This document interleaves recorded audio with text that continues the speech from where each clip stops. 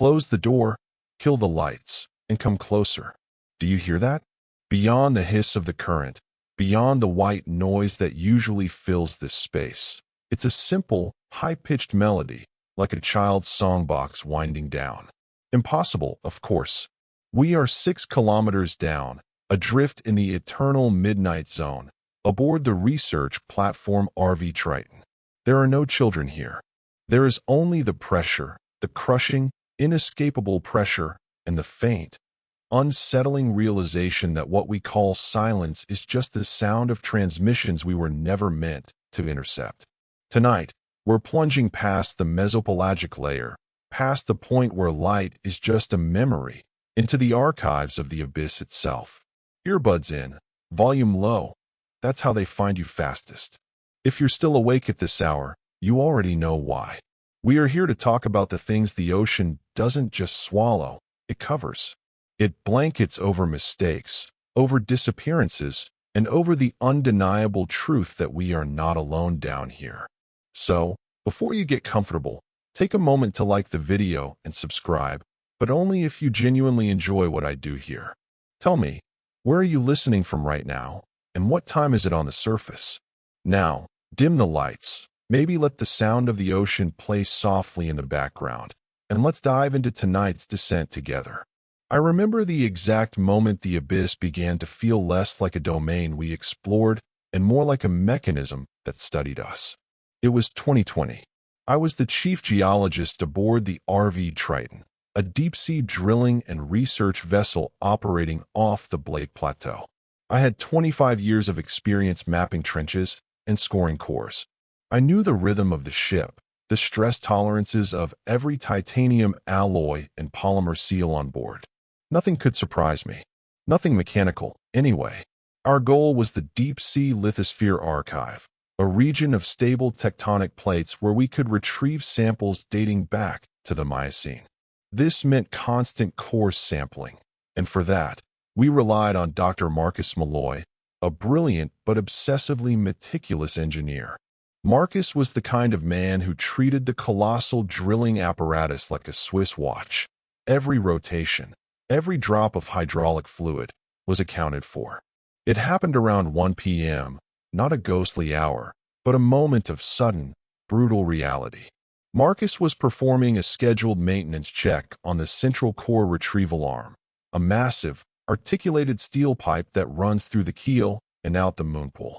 He had his leg trapped, not crushed, not severed, but pinned by a hydraulic cylinder that failed mid-cycle, locking him in place against the chilled steel. The pipe wasn't moving, but he was trapped in a precision device designed to withstand 20,000 psi. We rushed down to the engine room, the heat immediately pressing against the pressure-sealed doors. The sounds of metal straining were deafening. Marcus was conscious, pale, trying to stabilize himself against the vibrating shaft. We couldn't manually override the cylinder without risking catastrophic structural failure in the drill head miles below, and the automated release was cycling through an endless error code. That's when the voice started. It wasn't external. The rescue team, myself, the chief mechanic, and the medic, heard nothing but the roar of the diesels and the grinding steel. But Marcus, his breath ragged, suddenly stopped struggling and tilted his head as if listening to an internal comms link we couldn't access. "Who is that?" he whispered, his eyes wide, focused on a spot of shadow cast by a hanging pipe junction. The voice, as he later transcribed it, was slow, calm, and oddly resonant, like sound traveling through a medium denser than water. It identified itself immediately: Thomas Bradley. Thomas Bradley was the Triton's previous chief engineer. He had died 3 years prior during a sudden, localized hull collapse during a routine shakedown cruise in the Gulf. His station was exactly where Marcus was currently pinned. The official report called it an unforeseen material fatigue failure. We had all read the memorial. Thomas wasn't offering comfort. He was offering engineering counsel, a highly specific set of instructions on the failed cylinder's secondary pressure relief valve bypass. He detailed the exact torque required, the precise sequence of venting, and then, most chillingly, he spoke about the rescue timeline.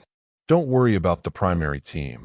The voice allegedly said, they won't get the pressure bleed right for 23 more minutes. The reserve team will arrive at 1:56 p.m. and they will execute the manual override. You will be free at 1:57 p.m. and 12 seconds. Tell them to check the hydrodamper seal on cabin 8247 before the next rotation. It's weakening. We worked frantically on the electronic relays, completely missing the fact that Marcus had stopped responding to us. He was entirely focused on the invisible conversation. When the second team finally burst in, exactly at 1:56 p.m., they immediately located the external pneumatic manual override switch, which the first team hadn't even looked for, their minds racing on the internal systems. At 1:57 p.m. and 12 seconds, the cylinder hissed, retracted, and Marcus Malloy was free. He had no serious injuries, just profound shock and a perfect, detailed report of the necessary long-term maintenance required on the drill mechanism. The immediate investigation focused on the mechanical failure, but I was focused on the detail Marcus provided, a detail that went far beyond his professional scope, the warning about cabin 8247. This was a deep storage containment unit, barely used, designed for high-pressure sediment cores, not for human habitation or mechanical stress. Why would a deceased engineer warn about a hydrodamper seal on an equipment bay? Over the next few weeks, the small, anomalous events piled up. The massive core drill, our central purpose, began experiencing persistent, random mechanical problems. We would identify the failure, a seized bearing, a microfracture, a thermal runaway, replace the part, and within days, an entirely different part would fail, always connected to the drill's central axis. It was sabotage, but the equipment bays were sealed, and security footage showed no unauthorized entry. I started keeping a log, realizing this wasn't just equipment fatigue, it was directed chaos. I tried to rationalize it through known abyssal physics. We know that extreme pressure, the weight of kilometers of water, can subtly alter material properties over time, causing stress, corrosion, and cavitation fatigue. The deep ocean is fundamentally corrosive, but this went deeper. It suggested intention. My first reflective thought, scribbled in the margin of my log, was this: the ocean doesn't hide things from us. It just waits until we forget. I started researching Thomas Bradley. The official report was terse, but there were whispers. Bradley, before his death, had been obsessed with what he called the resonance fields, localized pockets of intense acoustic pressure that he theorized were not naturally occurring. He believed they were echoes from an impossible structure, a mythic construct he secretly named Deep Valhalla, an inverted ocean city, perhaps geological, perhaps built, far beneath the deepest known trenches. He was laughed out of the engineering department before he died. Marcus, meanwhile, became a quiet, nervous wreck. He started checking his watch constantly, not for the time, but for the precise moment of his near death, 1:57 p.m. and 12 seconds. He would stare at the steel pipe, convinced the static sound in the comms was Thomas trying to reach him again. The incident was filed under complex hydraulic sensor malfunction, but the detail about cabin 8247 haunted me. I quietly pulled the schematics. The cabin was exactly where the old containment unit used to be before we retrofitted the Triton. It was a location that, in the history of the ship, had always been associated with holding pressure. And soon, something else would be associated with that number. I am Dr. Alistair Rourke, the protagonist of this story, and this was only the beginning of the descent. The drill failures continued, a silent, persistent erosion of our purpose. Marcus Malloy, the engineer, hadn't improved. He was fixated on the time 1 hour 57 minutes and 12 seconds, suffering from what the medic diagnosed as acute stress-induced temporal dysphoria. He saw the clock everywhere. We were already struggling with the psychological toll of continuous isolation in the aphotic zone, where the only difference between midnight and noon is the internal cycle of the generators. Then came the systemic collapse of the human factor. It wasn't an accident. It was an epidemic of exhaustion. We were weeks into the deep-sea residency when the crew started failing. Not suddenly, but in waves of profound, debilitating weakness. 37 members of the 45-person crew began experiencing sudden, inexplicable vertigo, severe nausea, and a crippling mental fog, what we clinically termed abyssal fatigue.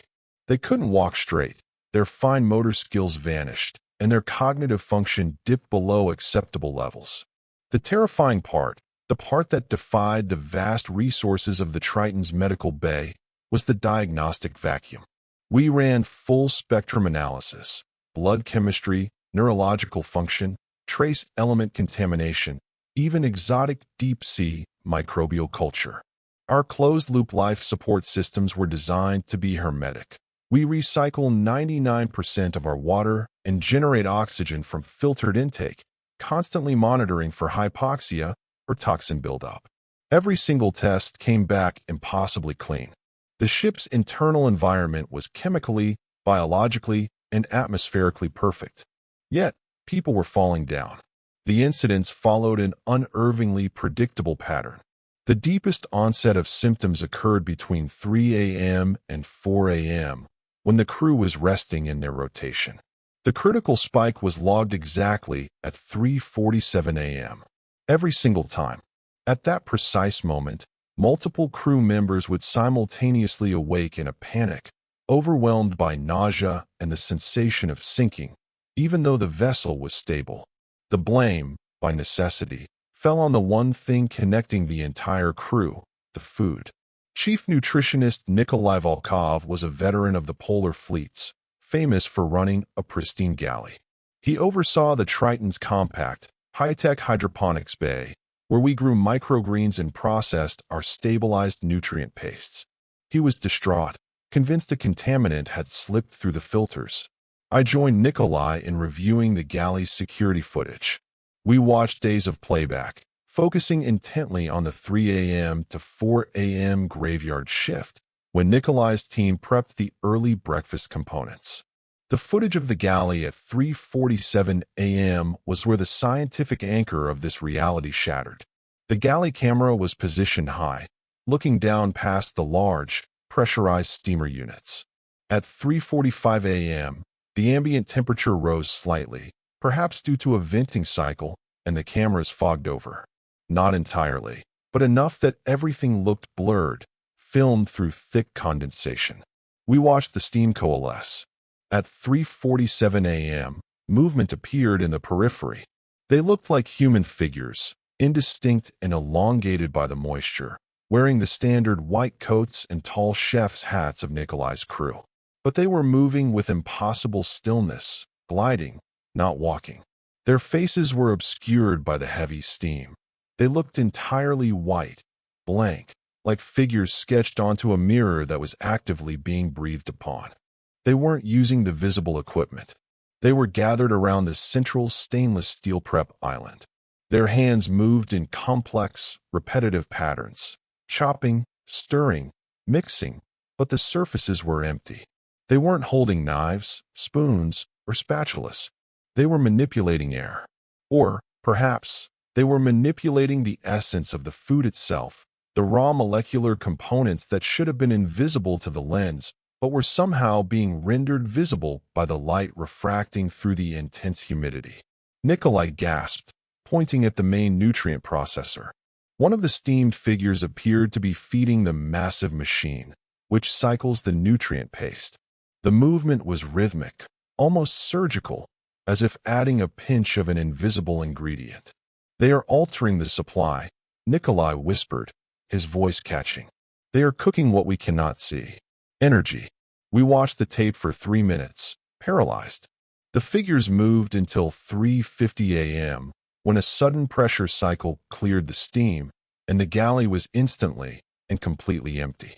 The pots were cold, the prep surfaces were clean, and the only evidence of their presence was the lingering scent of ozone and the heavy weight of exhaustion that was now settling into Nikolai's shoulders. This wasn't sabotage by a rogue crew member. This was physics being overwritten by geometry. I felt a surge of pure, existential awe. We weren't being poisoned. We were being depleted. Something was drawing energy from the crew via their nutritional cycle, using the mechanism of the ship as a conduit. I connected this back to the mechanical problems Marcus had witnessed. The relentless, localized drill failures. The ghostly advice from Thomas Bradley. Bradley had obsessed over the resonance fields. And what if these fields were acoustic demands for energy? We were feeding a machine, or perhaps a living concept. This machine required mechanical stress, the drill, temporal displacement, Marcus's obsession, and now, biological entropy, the crew's illness. This brought me to the core mythic concept emerging from the abyss, the idea that the deep ocean is not a basin holding water, but a colossal, submerged mechanism, a concept Thomas Bradley had labeled the Engine of Entropy. It wasn't built by humanity. It had simply waited. And we, the Triton, were feeding its cycles. I immediately reported the security footage. The reaction from the surface command was swift, severe, and predictable. Within 12 hours, a high-level team of marine operations consultants was patched in via our ultra-deep fiber optic line. They demanded the original footage, and their initial conclusion ignored the spectral chefs entirely. They concluded that Nikolai had suffered a severe, isolated neurological episode due to deep-sea environment stressors and had created a highly detailed, persuasive visual hallucination which he then projected onto the security feed, a phenomenon they called collective hallucination via induced visual suggestion. The evidence was undeniable. The moment the steam cleared, the figures vanished. There was no physical trace. The consultants focused entirely on Nikolai's alleged mental instability, ignoring the fact that 37 people got sick simultaneously. Nikolai, the 20-year veteran, was forced to sign a separation agreement citing nutritional mismanagement leading to psychosomatic crew incapacitation. He quit, defeated, receiving a substantial package that included a mandatory, ironclad NDA focusing specifically on undisclosed anomalies in the vessel's closed-loop energy and filtration systems. He left the ship at the first available transfer buoy. I saw him later, sitting in the shuttle, compulsively checking his wrist, 3:47 a.m. Before he left, Nikolai pointed me towards the hard drive junction box where the galley cameras routed their feed. It was located on a maintenance subdeck. Guess the designation? Cabin 8247. The same pressure containment unit Marcus Bradley had warned about. I realized then that the system wasn't malfunctioning. It was operating precisely as intended by its current, invisible management. We were simply collateral damage. The air aboard the Triton grew denser, heavy with the unsaid, the residue of Nikolai's manufactured disgrace. His forced departure had cemented the reality for the remaining crew. Report the impossible, and you vanish. You become another variable scrubbed from the mission log. I continued my log in secret, cross-referencing the increasingly frequent system anomalies with the ghost hours. 1 hour 57 minutes and 12 seconds, 3:47. I was convinced the ship was being used not as a research tool, but as a living clock counting down to some catastrophic alignment. Our core mission still required acoustic hydroprofiling, and 2 weeks after Nikolai left, a specialized team of 4 hydroacoustic specialists, the Chin family, were ferried down to us via deep-sea tender. Their presence, a small family unit on a hostile deep-sea platform, felt deeply unsettling, a fragile pocket of surface normality plunged into the infinite pressure. They were assigned to a dedicated pressure-stabilized habitat module in the auxiliary H-wing, Bay 4, directly adjacent to the infamous cabin 8247 junction. On Tuesday night, the sea surface above us was calm, but the currents at 5 kilometers down were ferocious, causing the hull to resonate with a low, bone-deep hum. I was reviewing seismic models when the distress signal flashed across my security console. Acting Security Officer Elena Davies, a quiet woman with 8 years of experience tracking deep-sea debris and monitoring hull integrity, was on the overnight watch. Her message was simple: unauthorized personnel disappearance. Habitat H-Wing, Bay 4. Entry integrity check required. I rushed down, the passageway floors cold beneath my boots. Habitat Bay 4 was sealed by a specialized pressure door designed to manage the differential pressure between the living quarters and the open sea access hatches. There was only one way in or out. The electronic log provided the first chilling details. The Chun family, the father, Dr. Kai Chun, the mother, Dr. Li Chun, and their 2 graduate students, who were also their adult children, entered the habitat at 11:43 p.m. The electronic lock engaged. The problem? At 11:51 p.m., internal thermal sensors showed a sudden, instantaneous drop in all 4 body temperatures to ambient room temperature. The room was empty. The door had not been opened. Elena Davies stood before the sealed door, her face illuminated by the green glow of the access panel. We cycled through the external cameras pointed at the habitat cluster. No movement. No figures entering the adjacent service tunnels. They didn't leave, Elena stated, her voice tight with confusion. They simply ceased to be there. We initiated the full containment protocol. We checked for pressure leaks, material breaches, or hidden passages. The hyperbaric environment is unforgiving.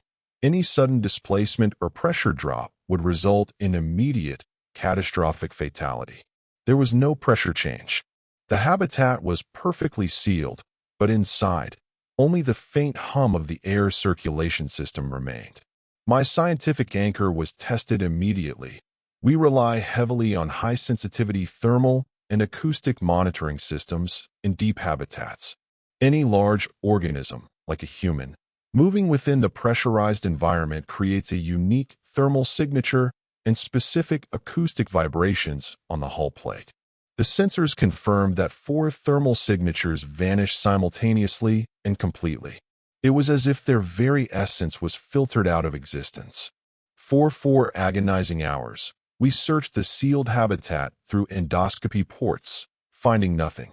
Their luggage was there, their acoustic equipment powered down, but the beds were perfectly made, the toothbrushes dry. Then came the second anomaly. Exactly at the recurring hour that now felt like a curse, 3:33 a.m. Elena Davies was monitoring the sensor logs on the main console when the alarm sounded. Not a general alert, but a targeted, localized ping from multiple, highly disparate locations. For thermal and acoustic signatures, perfectly matching the Chin family, appeared simultaneously. They were not in the habitat. They were detected. 1. In the deep drill assembly bay near Marcus Malloy's incident site. 2. In the secondary engine room, 3 decks away, near the main hydraulic vents. 3. In the biological analysis lab, 6 decks away, directly above the central ballast tanks. 4. And most unsettlingly, 1 signature was located hovering near the exact junction point of cabin 8247, the former containment unit, now the hidden server farm for the Ghost Chef's footage. They were everywhere at once. The temporal sensors registered the signatures as existing entirely within the 3:33 a.m. frame, a duration of less than 1 minute. They were flickering across the spatial map of the Triton, impossibly separated by airtight bulkheads and kilometers of steel conduit. They're not moving, I breathed, realizing the horrific implication. They're being projected. Their presence is smeared across the vessel's temporal signature. The mythic concept of the Engine of Entropy suddenly clarified. This wasn't just drawing energy. It was using the ship itself as a stage for temporal manipulation. It was testing the limits of physical presence. The abyss wasn't a static environment. It was a flexible matrix. At 3:35 a.m., the spatial echoes vanished. Elena and I looked at each other, adrenaline screaming in the pressure silence. We returned to Habitat Bay 4. We forced the external pressure lock, sealing our fate. We entered the habitat with the medic team, expecting to find 4 panicked, injured, or traumatized individuals. We found the Chin family standing in the center of the bay, fully dressed, looking utterly normal. They blinked at the lights, confused by our presence. Dr. Kai Chin checked his watch. Dr. Rourke?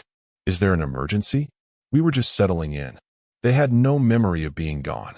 Their last conscious thought was entering the habitat at 11:43 p.m.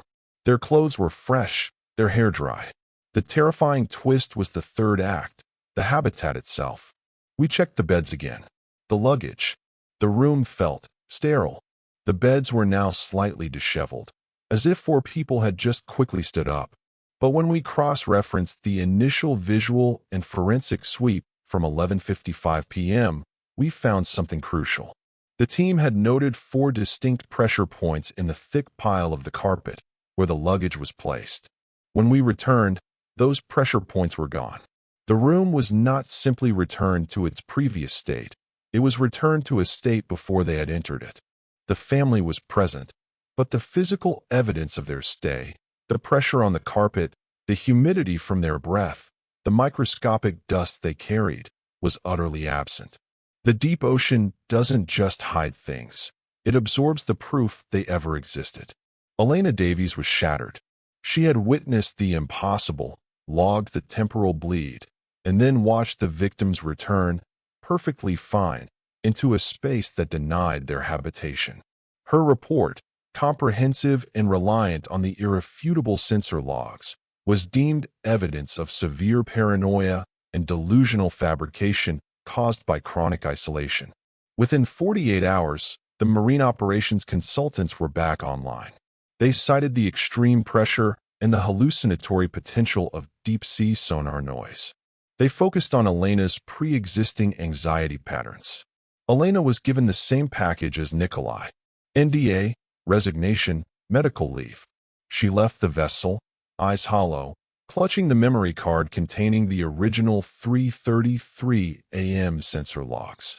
I watched her check her watch obsessively, knowing she was trapped in that small window of temporal distortion. I realized then that for the system to continue functioning, for the engine of entropy to keep running, it required not just energy, but the absolute, systemic denial of reality by those who observed it. The pressure required was psychological, not just oceanic. My reflective thought was clear. The only way to win in the deep is to accept what you saw. The only way to survive the surface is to deny it. I kept Elena's logs, tucked them beneath my geological core samples, and waited for the next cycle. After Elena's mandated silence, the RV Triton settled into an unbearable quiet.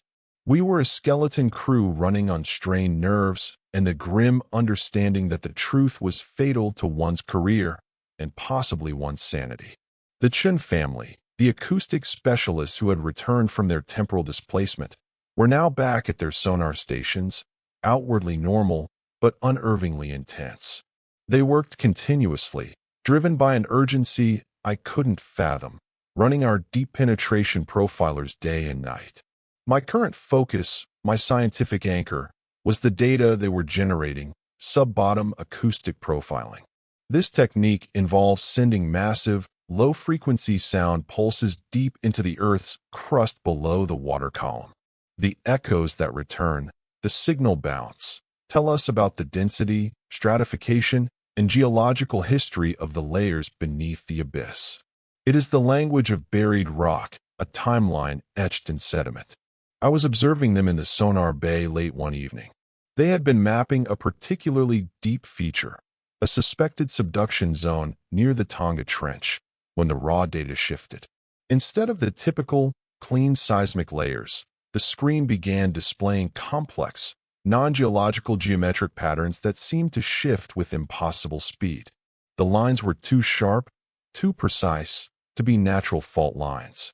Dr. Kai Chun, the patriarch, was tracing the display with his finger, his eyes glazed over. He suddenly stopped, turned to his wife, Li, and began to speak. It wasn't English. It wasn't Mandarin. It wasn't any language I, or the remaining crew listening in via comms, had ever encountered. It was deeply guttural, punctuated by high, wet clicks that sounded like stones striking glass underwater. The cadence was hypnotic, the vowels deep, drawn directly from the chest cavity. It was a language designed to be heard through a kilometer of water, the language of the trench dwellers. What happened next was chilling synchronicity. All four members of the Chun family began speaking in unison. They weren't communicating with each other, they were transmitting. The four voices merged into a single, resonant drone, describing places no living human should know. I transcribed snippets later, relying on the phonetic analysis software, which kept flagging the speech as unknown protocol, pressure-based resonance. But the words, once phonetically rendered, spoke of ancient maritime disaster. Kron's heart broken on the ridge of the silent coil. The copper fleet sinks in the eye of the beast, 900 years before the tide turned. The salt priest's vessel dragged down by the black weight. 3 masts splintered on the pressure vents. They were detailing the wrecks of hundreds of ships, hundreds of years ago, located precisely beneath the subduction zone we were mapping. Disasters that existed only as ghosts in the deep sediment. But the descriptions weren't static.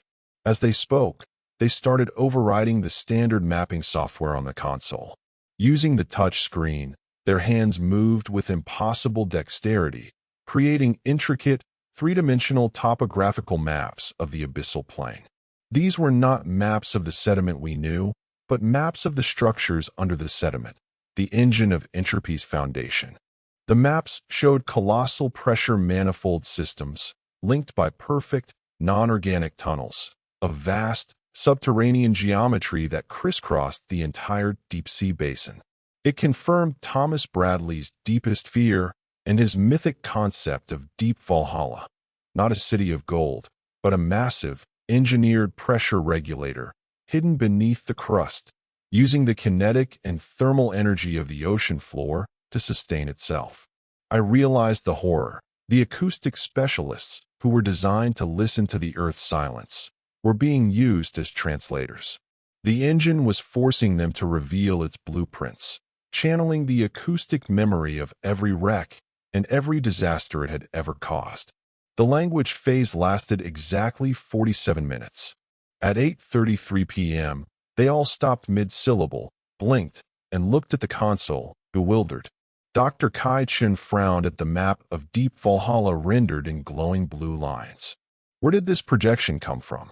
he asked, rubbing his temples. "I thought we were running the density calibration.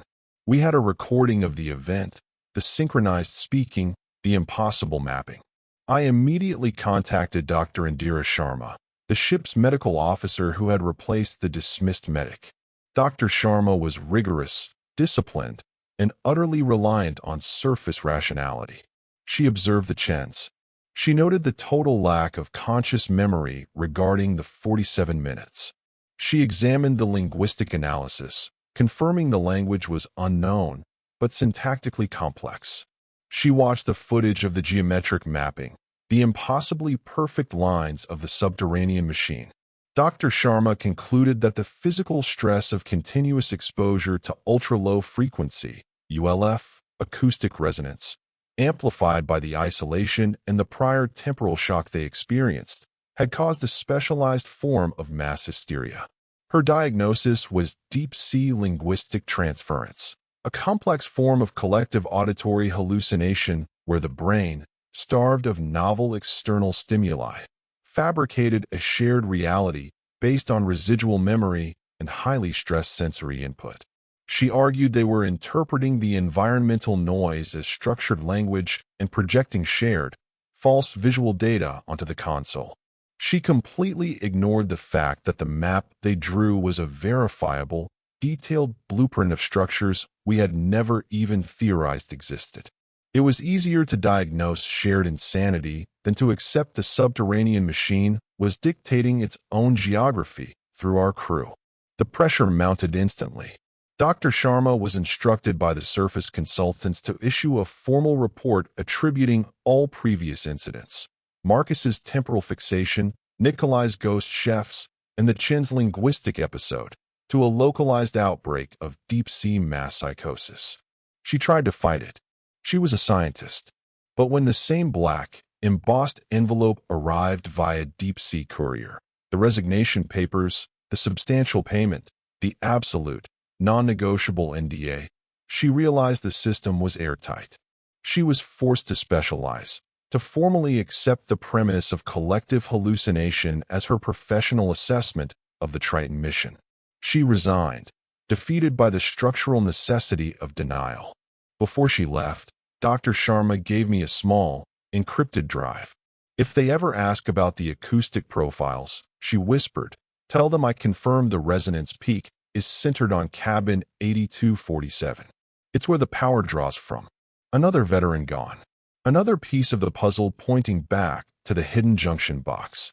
I felt the awful clarity of my reflective thought. We think we're mapping the ocean floor, but in reality, the abyss is just waiting until we forget that we are also part of its map. The ship was thinning out. The machine was purging its witnesses, refining its control.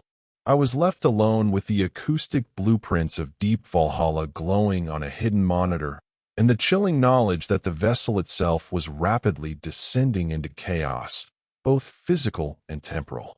With 3 key personnel removed, the RV Triton was now running on minimal staff, held together by procedural automation and the grim determination of those of us remaining. I was no longer a geologist. I was an archivist of anomalies, living in the spectral hours between 1:57 and 3:47.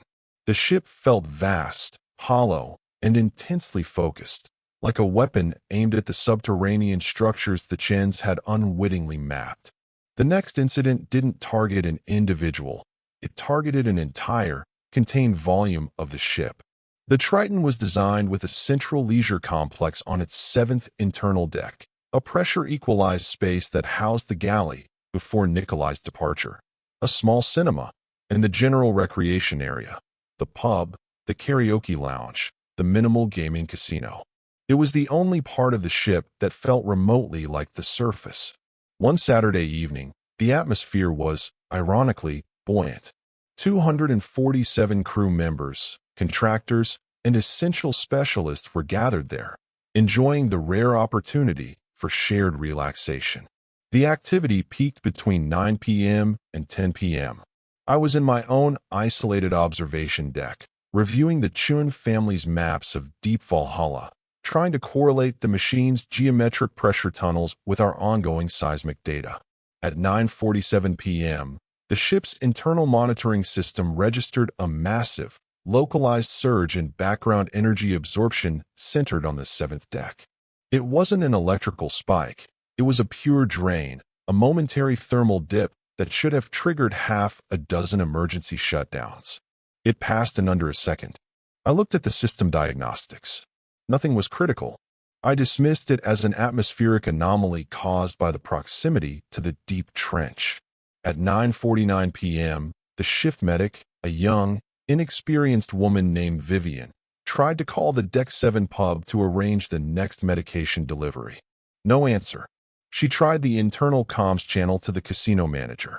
Static. I went down to the 7th deck. The heavy, pressure-sealed door was shut. The light panel was green. I entered. The silence hit me first. The 7th deck should have been buzzing with 247 voices, music, and the clinking of glasses. It was utterly mute. The second shock was the perfect preservation of the scene. The bar was stocked. The karaoke screen was displaying a frozen lyric in the middle of a song. Half-full wine glasses sat undisturbed on small circular tables. A poker hand was laid out on the casino table, chips stacked neatly, waiting for the next bet. The only movement was the slow rotation of the air vent fans. 247 people were gone. I checked the security footage from the main corridor entrance, my scientific anchor for this unprecedented absence. The footage showed 9:46 p.m., people laughing, moving in and out of the common area. At 9:47 p.m., the footage flickered once, a single frame of pure static, and then returned. The scene inside the pub, post-flicker, was the same tableau. Frozen glasses, empty seats. No one had walked out. I immediately initiated the comprehensive sensor sweep. This was not a physical displacement like the chance. This was a vacuum. But the system violently disagreed with my observation. The Triton's core biometric tracking system, which uses RFID embedded in crew ID cards, thermal tracking, and residual acoustic tracing, showed every single one of those 247 individuals was still aboard. Specifically, the tracking system reported 247 crew members located in designated living quarters. I stood in the utterly empty 7th deck pub, staring at the console that told me 247 people were asleep in their cabins. I walked back to my own deck, checking the manifests. Cabin numbers 4112, 5304, 6911. All occupied, according to the system. This was the terrifying refinement of the engine of entropy's power. It wasn't erasing reality anymore. It was duplicating it. It was creating a phantom presence in their cabins while drawing their physical bodies away. We were now operating on a ship where the people existed in two states, present and absent, depending on which sensor you trusted. For 4 hours, the horror intensified. We were afraid to leave our posts, terrified of what would happen if we checked the cabins the system swore were occupied. We knew the physical location, the 7th deck, was empty, a perfectly preserved sarcophagus of human activity. Then, exactly at 1:33 a.m., the energy surge reversed. It was a massive, immediate thermal blast that rattled the entire vessel. I rushed back to the 7th deck. The silence was gone. The noise was overwhelming. The 247 crew members were back. They were exactly where they had been at 9:47 p.m. A man was mid-sentence at the bar. A woman hit the next note in her karaoke song. The poker player picked up his chips. They stopped, looked around, vaguely disoriented, but otherwise fine. They had zero memory of the 4-hour temporal displacement. Did we hit a bad current, Rourke? One of them asked, rubbing his eyes. Felt like the lights flickered. They believed they had been there the entire time, experiencing a momentary lapse, a skip in the film reel. For them, 9:47 p.m. had instantaneously flowed into 1:33 a.m. But the physical evidence was overwhelming. The pub was now filled with half-finished drinks that were 4 hours old. Ice had melted completely. Cigarette butts in the ashtrays were cold. The wine glasses, intact at 9:47 p.m., now showed 4 hours of evaporation lines. And the tracking system? It now instantly reported the 247 individuals were on Deck 7. But it also maintained the records showing that they had never left their cabins. The system was recording two realities simultaneously and validating both. I realized the mythic concept, Deep Valhalla, wasn't just a structure. It was a temporal engine. It was pulling the ship's reality into a localized time loop, feeding on the kinetic and potential energy of the human body and the vessel's stress. The system was using the people to perform some function, perhaps channeling acoustic data, perhaps acting as biological processors for the engine. And then, it returned them, wiping their short-term memory, demanding only the time they had stolen. I needed help to decipher the geometric displacement, and there was only one person left who might understand the deep-sea comms anomaly. David Kim, the communications officer, a veteran with a reputation for tracking impossibly weak deep-sea signals. My reflective thought hit me with the force of deep pressure. We are not traveling through the ocean. The ocean is moving us through time, and every single soul on this ship is a passenger on its journey. I returned to my deck and prepared to show David Kim the blueprints of Deep Valhalla and the irrefutable sensor logs. The time was 1:45 a.m. I knew I was next in the cycle. I found myself obsessively checking the digital clock for 3:33 a.m. and 3:47 a.m., dreading the moment the ship's internal mechanism would choose me. The journey was almost complete. The final revelation was waiting in the static. David Kim, the communications officer, was operating entirely on caffeine and paranoia. Unlike the others, he hadn't experienced a physical or temporal anomaly yet, but he had been monitoring the cascading system failures. He had also intercepted the coded reports from the surface consultants dismissing every incident as psychosis. He knew the truth was being buried in silence. I met him in the deeply shielded comms bay, a small space pressurized against the constant, abrasive interference of the deep-sea environment. The air was thick with ozone and the scent of heated circuitry. I laid out the accumulated evidence. Marcus's temporal obsession, Nikolai's ghost chefs, the Chin's spatial displacement and ancient language, and the 4-hour black hole on Deck 7. I showed him the blueprints of deep Valhalla rendered by the Chins, the massive subterranean geometric structure centered, always, on the coordinates of cabin 8247.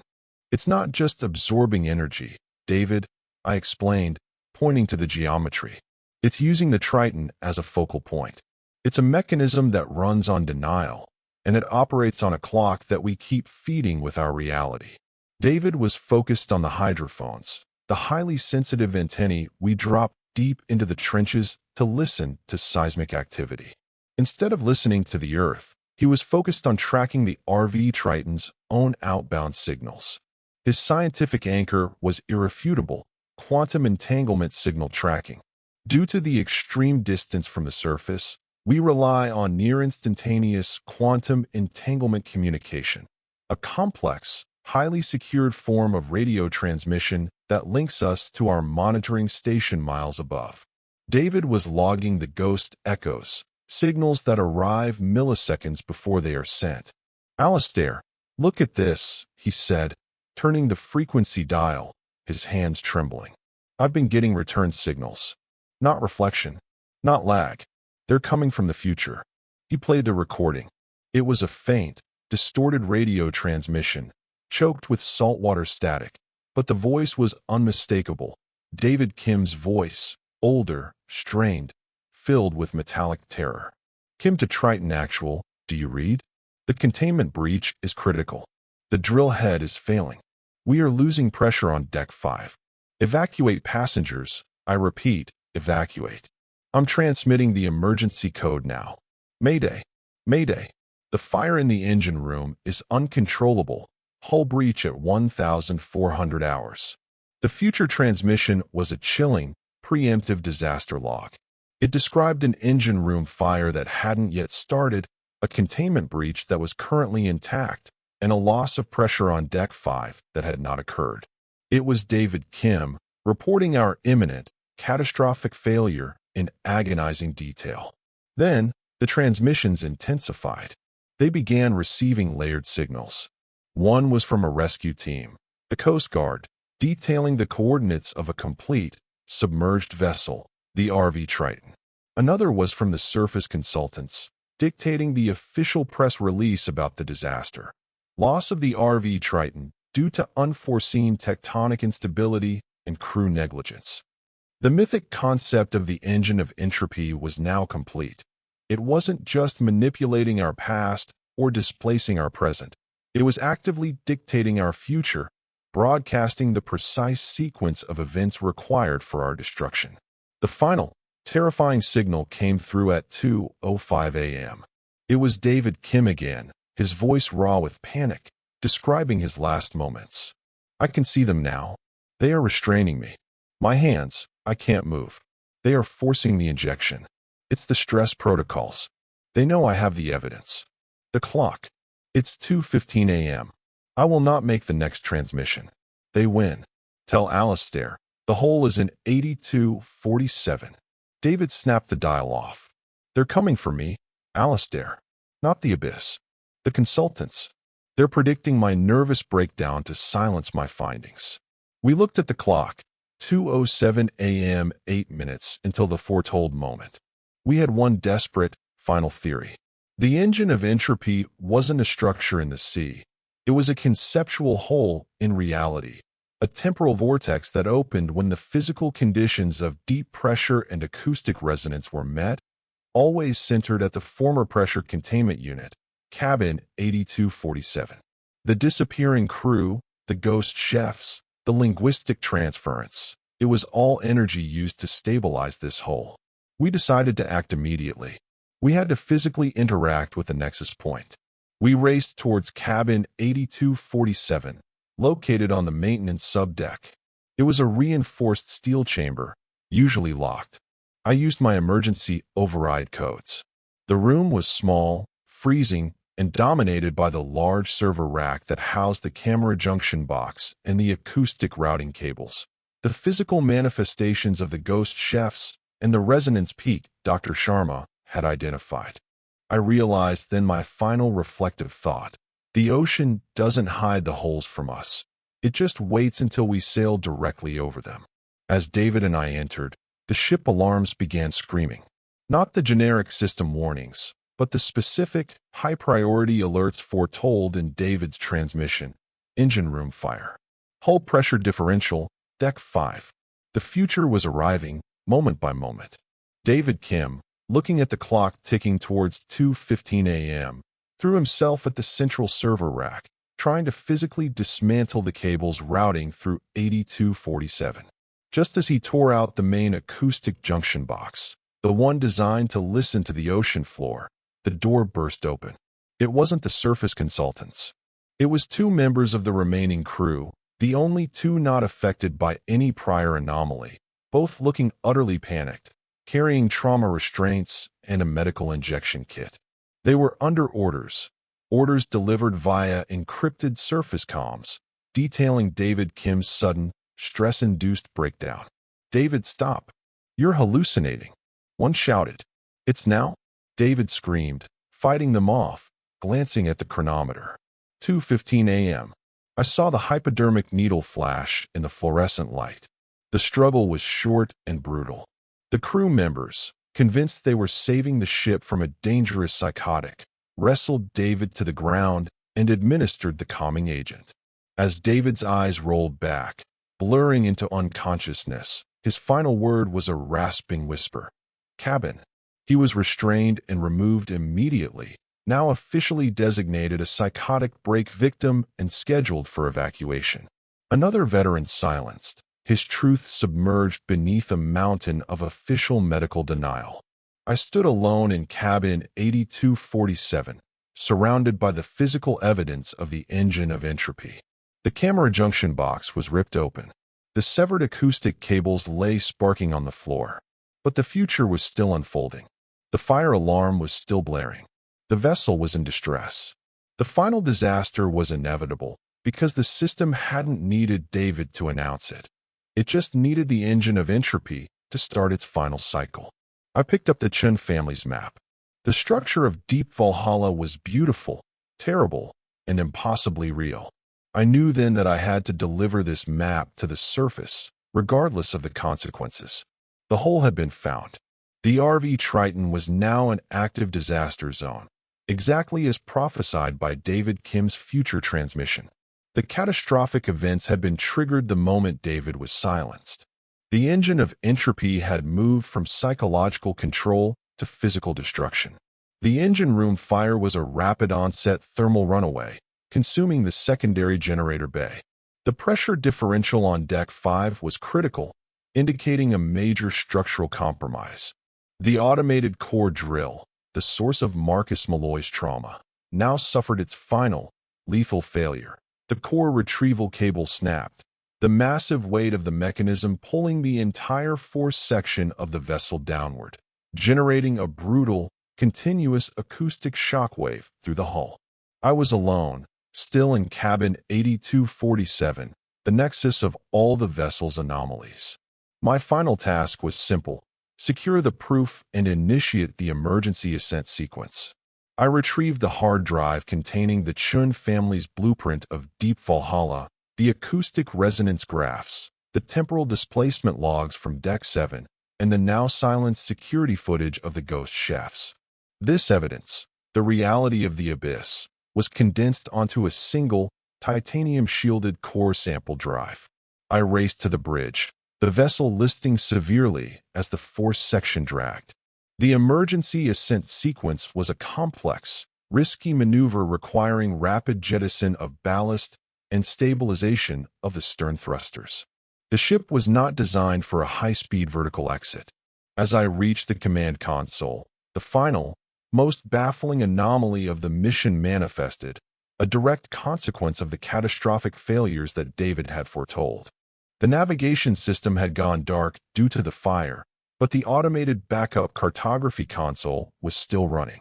It was pulling data not from GPS, which we couldn't use at this depth, but from our own inertially corrected navigation gyros, cross-referenced with deep-sea sonar triangulation. The electronic maps were flickering wildly, showing the RV Triton's location in multiple, impossible places simultaneously. One display showed us exactly where we were, 5 kilometers deep, above the Blake Plateau. The second display showed the ship's hull sitting dry, embedded in the sands of the Great Erg of Libya, the heart of the Egyptian desert, with sand dunes rising around the keel. The third displayed the vessel wedged between the jagged, icy peaks of the French Alps, surrounded by snow-covered glaciers. The final map, the most hallucinatory, placed the entire vessel floating above the Parisian suburbs, the Eiffel Tower visible in the distance, casting its shadow across our digital deck. The core mapping systems, the backbone of our identity and location, were utterly destroyed. They were projecting every possible reality onto the console. The mythic concept of the temporal vortex was now physically demonstrable. The engine of entropy wasn't just dictating our timeline. It was creating parallel realities and forcing the Triton to occupy all of them at once. We were nowhere and everywhere. I looked closer at the abyssal map, the one showing our actual location in the trench. The map was overlaid with impossible, fictional terrain names that should only exist in ancient mythologies and unverified mariner folklore. It showed a massive sunken plateau labeled New Atlantica.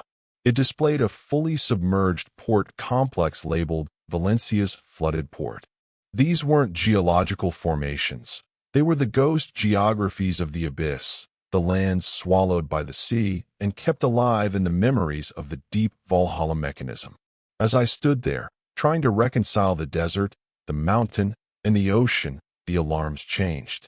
A new warning flashed in stark red: automated navigation override.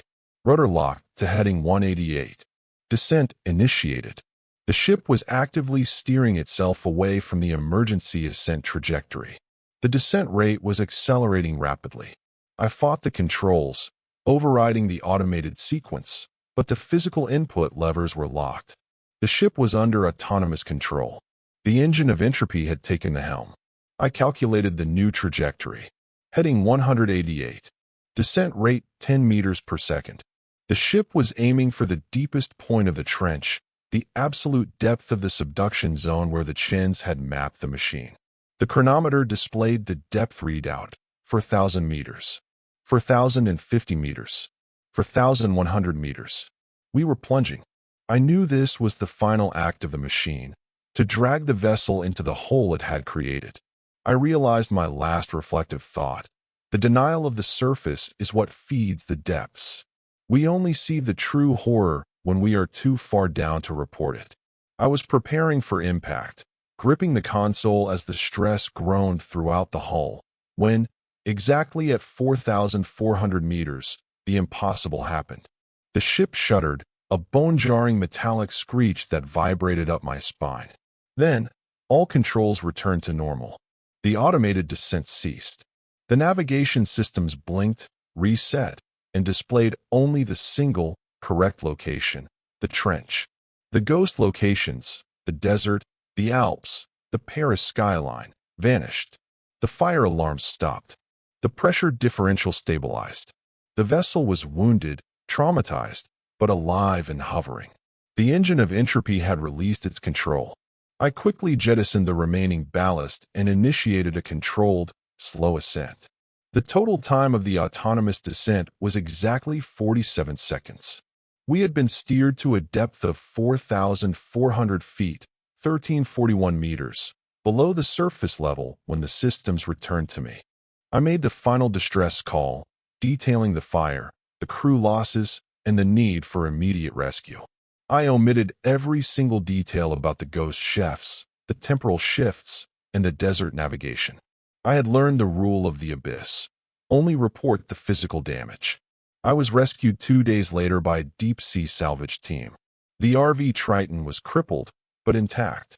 Marcus, Nikolai, Elena, Dr. Sharma, and David Kim were already on shore, all officially suffering from stress-induced conditions, all bound by NDAs, all living on the ghost hours they couldn't escape. I followed them. I took the package. I signed the documents. I am now officially diagnosed with acute environmental delusion. I live in a quiet apartment now, far from the sea, but I look at the clock constantly, terrified of the times. 1 hour, 57 minutes, and 12 seconds. 3:33, 3:47, 9:47. And I keep the blueprint of Deep Valhalla, the Engine of Entropy, tucked away, waiting for the static to call me back. The pressure eases now. That metallic, resonant weight that compresses the air inside your lungs. It's lifting. Imagine the sonar fading, the high-pitched ping slowing down until it's just a dull, distant thump, the heartbeat of a geological core sample. You are rising, slowly, out of the midnight abyss, back into the world where light, noise, and shared reality dominate. The descent is over, but the cold never truly leaves you. I am safe on the surface now, of course. I have the papers, the financial settlement, and the required diagnosis that guarantees I will never work on a deep-sea research vessel again. But sometimes, late at night, when the silence of my apartment is absolute, I look out the window at the distant, glittering ocean horizon, and I hear that low, guttural voice of the trench dwellers, channeled through the